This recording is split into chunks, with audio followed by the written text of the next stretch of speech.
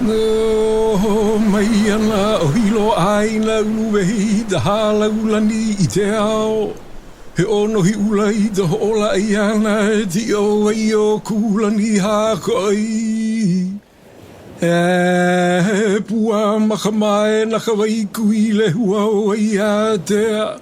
A kuhea kukaleo he polo ai nana e tupa o makahanaloa e.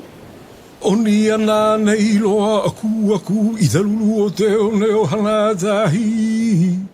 Dai mai ka mahere he tauna o hilo leile hua o hilu hilu.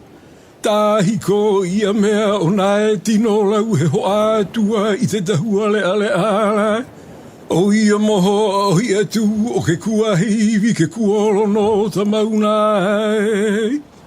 Hoi mai ho ulu ia he hanana I te houpona e tini.